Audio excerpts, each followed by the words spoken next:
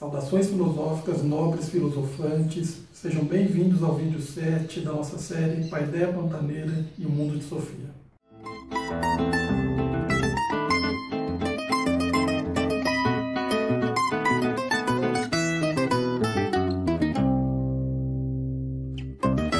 Jesus era judeu e os judeus pertencem ao círculo cultural semita. Os gregos e os romanos pertencem ao círculo cultural indo-europeu. Podemos constatar, então, que a civilização europeia tem duas raízes. Antes de estudarmos mais em detalhe como o cristianismo aos poucos foi se mesclando com a cultura greco-romana, vamos dar uma olhada mais de perto nessas duas raízes. Os indo-europeus primitivos vieram há mais ou menos 4.000 anos, provavelmente nas proximidades do Mar Negro e do Mar Cáspio. Dali saíram grandes levas para o sudeste, rumo ao Irã e à Índia. Para o sudoeste, Grécia, Itália e Espanha, para o oeste, atravessando a Europa Central até a Inglaterra e a França, para o noroeste, rumo à Escandinávia e para o norte, rumo ao leste europeu e à Rússia. Por toda parte, os indo-europeus mesclaram-se às culturas pré-indo-europeicas, sendo que a religião e a língua dos indo-europeus foi o elemento que acabou predominando nesta fusão. Por fim, os indo-europeus tinham uma visão cíclica da história. Isto significa que, para eles, a história se desenrolava em círculos, da mesma forma como temos a alternância das estações do ano. Não há, portanto, um verdadeiro começo para a história, assim como também não haverá um fim. O que encontramos frequentemente são referências a mundos que surgem e desaparecem, numa alternância infinita entre nascimento e morte. As duas grandes religiões orientais, o hinduísmo e o budismo, são de origem indo-europeia. O mesmo vale para a filosofia grega. Por esta razão, podemos ver muitos e evidentes paralelos entre o hinduísmo e o budismo, de um lado, e a filosofia grega, de outro. Ainda hoje, o hinduísmo e o budismo são fortemente marcados pela reflexão filosófica. Religião, palavra vinda do latim religio, formada pelo prefixo re, outra vez, de novo, e pelo verbo ligar, ligar, unir, vincular. Assim, indica a ligação ou reunião entre o natural e o sobrenatural, os seres humanos e os deuses, o passado e o presente, os antepassados e os descendentes. Os primeiros semitas são originários da Península da Arábia, mas o círculo cultural semita também se expandiu para extensas e diversas partes do mundo. Há mais de 2.000 anos, os judeus vivem bem longe de sua pátria natal. Foi o cristianismo que levou a história e a religião semitas para mais longe de suas raízes, se bem que a cultura semita também foi transportada para todo o mundo pela expansão do Islã. As três religiões ocidentais, o judaísmo, o cristianismo e o islamismo, têm um pano de fundo semita. O Corão, o livro sagrado do Islã, e o Antigo Testamento foram escritos em línguas semitas aparentadas. É claro que também o cristianismo tem um pano de fundo semita, mas o Novo Testamento foi escrito em grego, e quando a doutrina ou teologia cristã foi reformulada, ela foi marcada pelas línguas gregas e latinas, e com isto também foi influenciada pela filosofia helenística. Vimos que os indo-europeus acreditavam em muitos deuses. O que nos espanta no caso dos semitas é que desde muito cedo eles já acreditavam no único Deus. Chamamos isto de monoteísmo. Outro traço comum semita é a sua visão linear da história. Queremos com isso dizer que a história é vista como uma linha. No passado, Deus criou o mundo e com isto começou a história. Um dia, porém, a história vai acabar e isto vai acontecer no dia do juízo final, quando Deus julgará os vivos e os mortos. Um traço importante das três religiões ocidentais é precisamente o papel da história. Acredita-se que Deus intervém na história, ou melhor, que a história existe para que Deus possa fazer valer a sua vontade no mundo. Basicamente, pode-se dizer que a religião é um conjunto de crenças, em geral amparadas em um texto, compreendidas como uma revelação de Deus, ou de um grupo de deuses, aos seres humanos. Por serem verdades reveladas por Deus, elas não podem ser contestadas. Dizemos por isso que as religiões são dogmáticas, se fundamentam em dogmas, que são verdades absolutas que não podem ser questionadas. Outra característica importante da religião é a existência de ritos que orientam a relação dos seres humanos com a ou as divindades.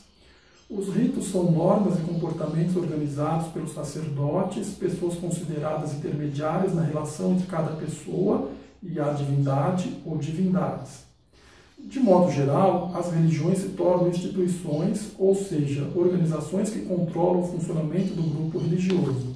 O livro sagrado do cristianismo é a Bíblia, dividida em Antigo Testamento e Novo Testamento.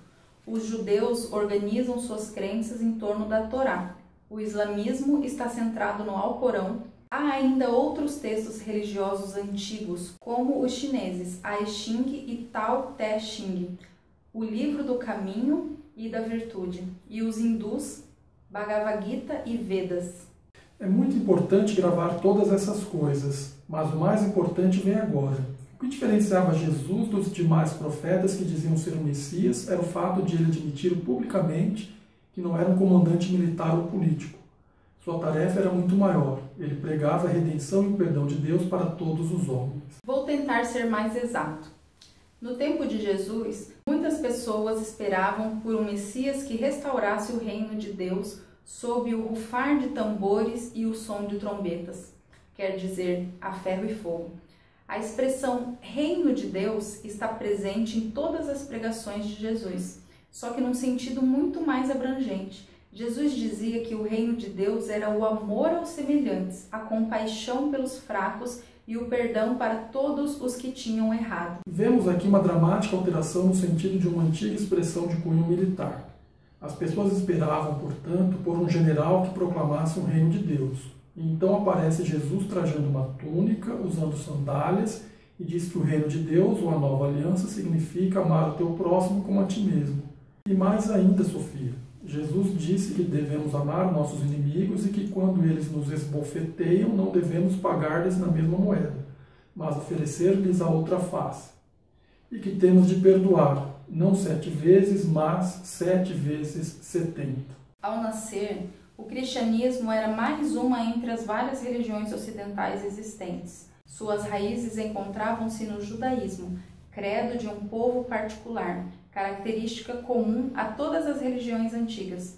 No entanto, havia no cristianismo algo novo, a ideia de que Deus enviou o seu Filho para salvar a humanidade inteira do pecado do primeiro homem e da primeira mulher. Ou seja, a ideia de uma salvação universal não apenas para um povo particular. Isso trouxe uma prática até então desconhecida das religiões, a evangelização, ou seja, a prática de espalhar a boa nova para o mundo inteiro. O objetivo era converter os não cristãos e tornar o cristianismo uma religião universal. Sofia lia as cartas de Alberto inúmeras vezes na tentativa de encontrar alguma pista que a levasse a descobrir quem era Hilde.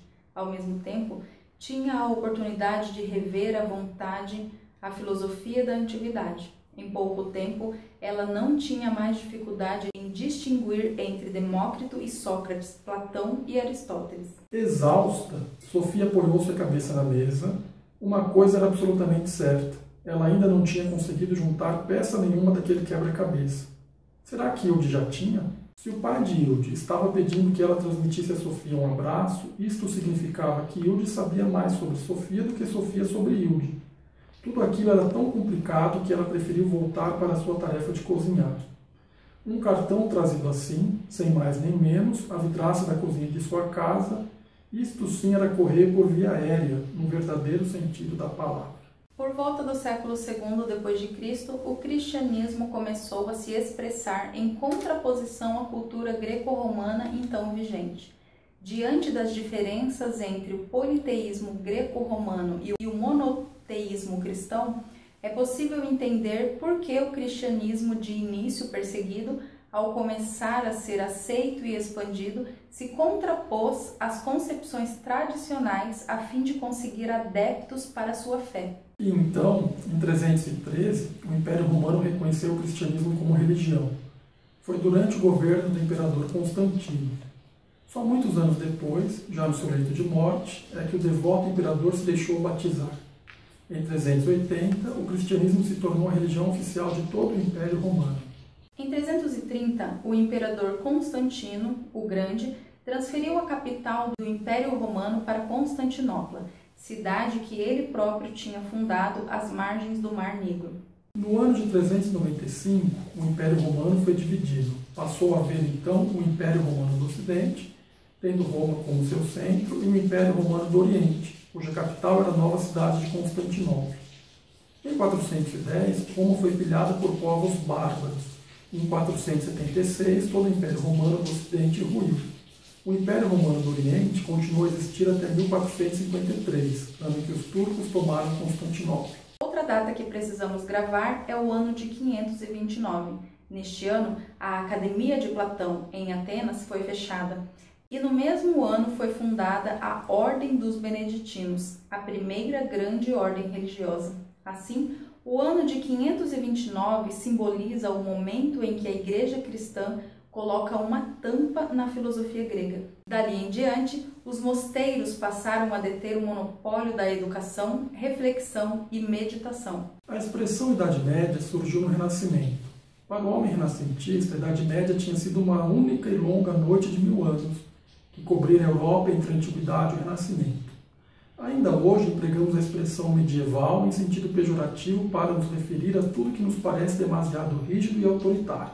Mas também houve os que considerassem a Idade Média um período de 1000 anos de crescimento. Foi na Idade Média, por exemplo, que se constituiu o sistema escolar.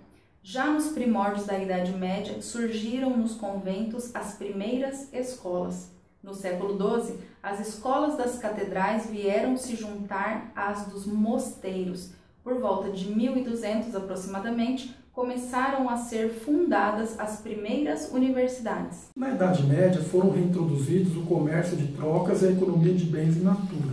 A economia passou a ser marcada pelo chamado feudalismo.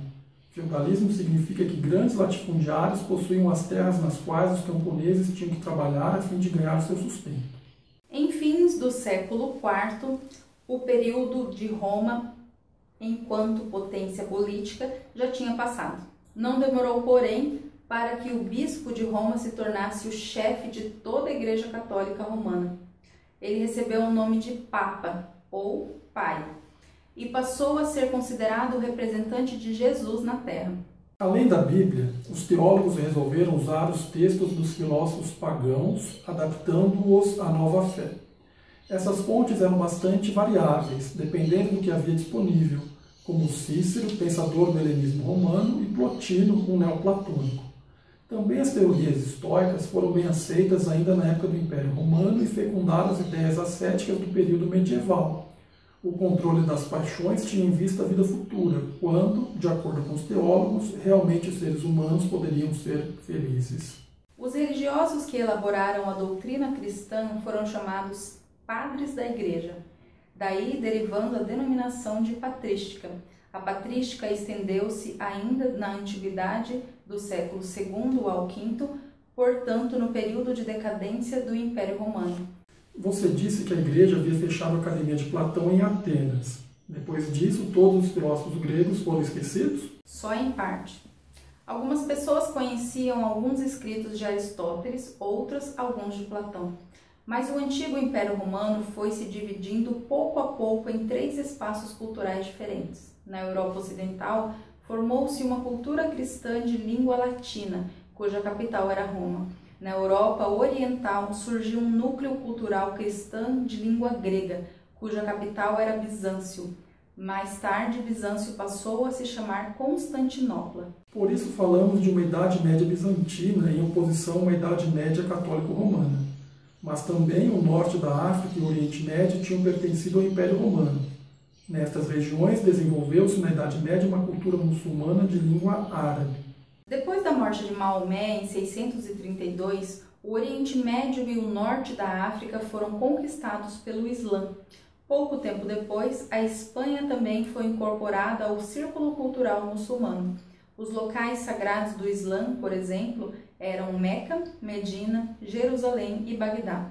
Do ponto de vista histórico-cultural, é importante observar que os árabes também tomaram Alexandria, a antiga cidade helenística. Desta forma, eles herdaram grande parte da ciência grega. Durante toda a Idade Média, os árabes foram os líderes em ciências tais como matemática, química, astronomia e medicina. Até hoje empregamos os algarismos arábicos, por exemplo. Em alguns campos, a cultura árabe era mesmo superior à cristã. Se quisermos simplificar bastante as coisas, podemos dizer que o neoplatonismo sobreviveu no Ocidente, Platão no Oriente e Aristóteles no Sul, entre os árabes. O mais importante é que esses três rios voltam a se encontrar numa única corrente no norte da Itália ao final da Idade Média. Os árabes na Espanha contribuíram com influências árabes, a Grécia e Bizâncio com influências gregas. E começou então o Renascimento, isto é, o ressurgimento da antiga cultura. De certa forma, a cultura da antiguidade conseguiu sobreviver a toda a Idade Média. Os filósofos árabes. Antes da descoberta das obras de Aristóteles em grego, os europeus só conheciam uma pequena parcela de seu pensamento, e o que conheciam vinha de traduções e comentários feitos por filósofos árabes, como Avicena e Averroes. Foi por meio deles que suas obras de física, metafísica e ética chegaram à Europa. Os árabes entraram em contato com o pensamento aristotélico a partir do século VI, quando iniciaram uma série de guerras religiosas para difundir o islamismo. Primeiro conquistaram parte do Oriente, onde entraram em contato com a cultura grega, que influenciava essas regiões desde as conquistas de Alexandre Magno. Depois, em 711, dominaram parte da Península Ibérica e, a partir dessa região, passaram a exercer uma influência notável sobre vários setores da cultura europeia, tanto na arquitetura como na literatura, nas ciências e na filosofia. Para os filósofos da Idade Média, o fato de o cristianismo significar a verdade era um dado praticamente irrefutável. A questão era saber se tínhamos que simplesmente acreditar na revelação cristã ou se também podíamos nos aproximar das verdades cristãs com a ajuda de nossa razão. Qual era a relação entre filósofos gregos e as doutrinas da Bíblia?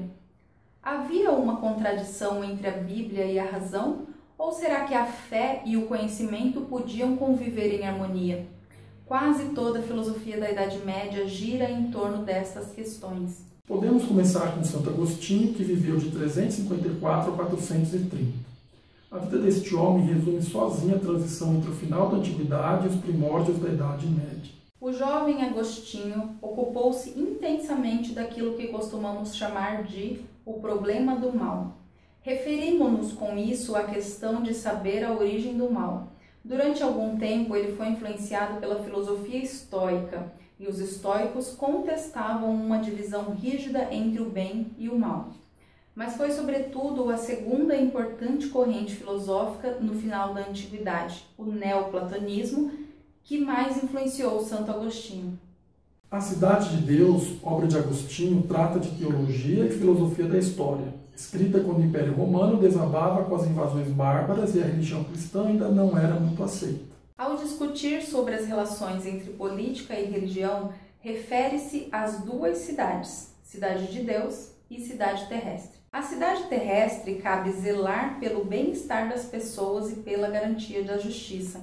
A Cidade de Deus, ao contrário do que se poderia pensar, não é apenas o reino divino que se sucede à vida terrena, porque as duas cidades não estão apartadas, mas constituem dois planos da existência na vida de cada um.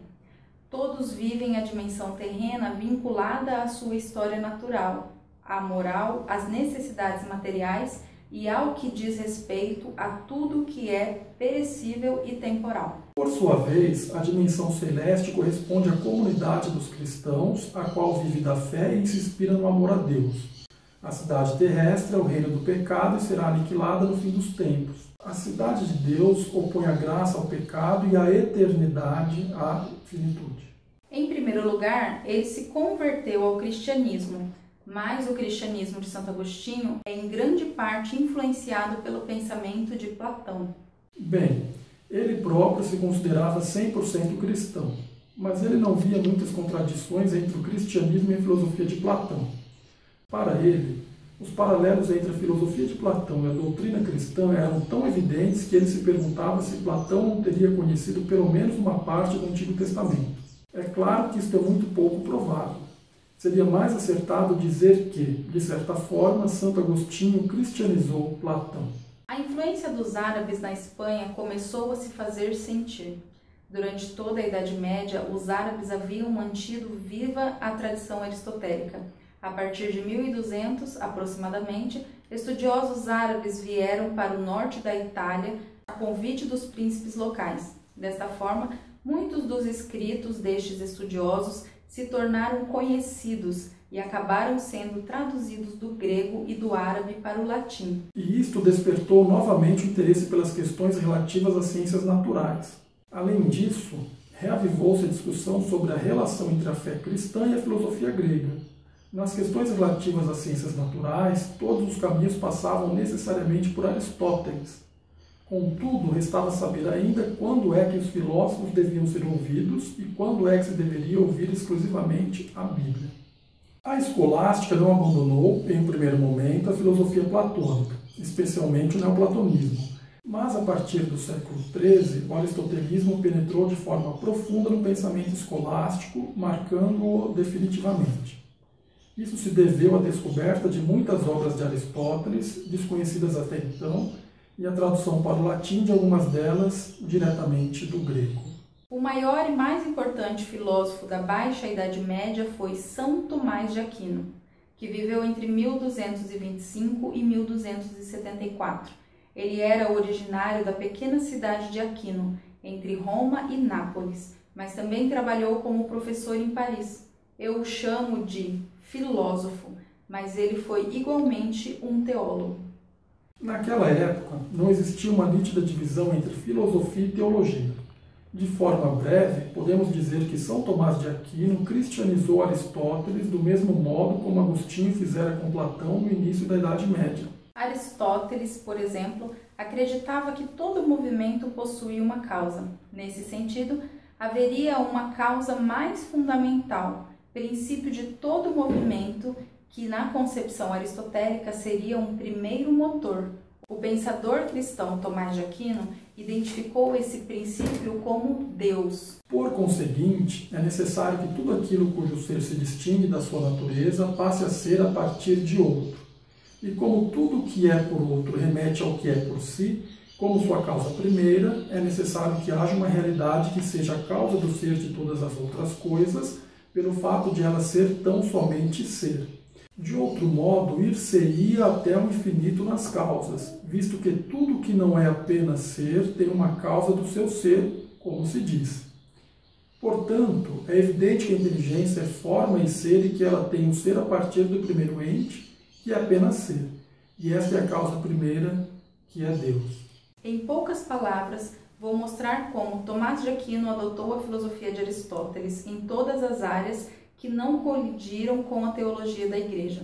Isto vale para a sua lógica, para a sua filosofia do conhecimento e também para a filosofia da natureza. Para São Tomás de Aquino, a visão de Aristóteles estava de acordo com as palavras da Bíblia, segundo as quais a mulher teria sido feita a partir da costela de um homem. Na Idade Média, a Igreja era fortemente dominada pelos homens, mas isto não significa que não tenha havido mulheres pensadoras. Uma delas foi Hildegard von Bingen. Sofia regalou os olhos. Ela tem alguma coisa a ver com Hilde? Você faz cada pergunta. Hildegard foi uma freira que viveu entre 1098 e 1179 na Renânia. Apesar de ser mulher, ela fazia sermões, foi escritora, médica, botânica e pesquisadora natural.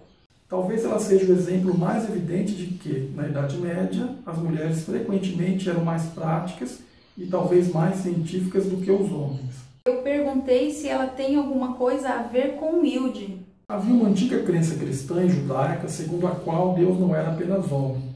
Ele teria também um lado feminino ou uma natureza materna.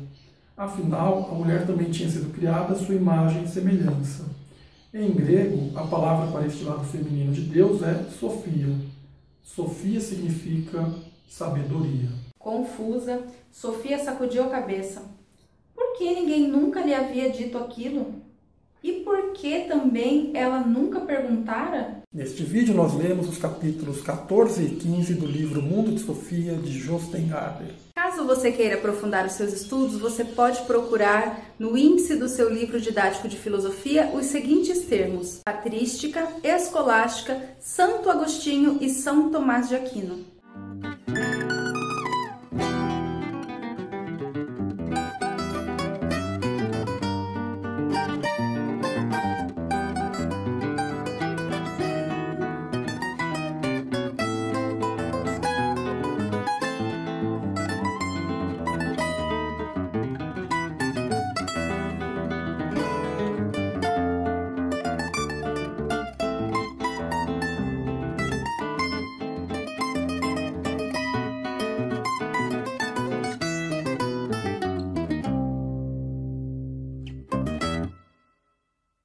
Entre quatro paredes, Jean-Paul Sartre. G. Deixa Esther e faz alguns passos em cena. Aproxima-se do bronze. O bronze apalpa. Pois bem, é agora. O bronze aí está. Eu contemplo e compreendo que estou no inferno. Digo a vocês que tudo estava previsto. Eles previram que eu haveria de parar em frente deste bronze, tocando-o com minhas mãos, com todos esses olhares sobre mim, todos esses olhares que me comem. Volta-se bruscamente. Ah, vocês são só duas? Pensei que fossem muitas, muitas mais. Ri. Então, é isso que é o inferno? Nunca imaginei. Não se lembram? O enxofre, a fogueira, a grelha. Que brincadeira! Nada de grelha. O inferno são os outros.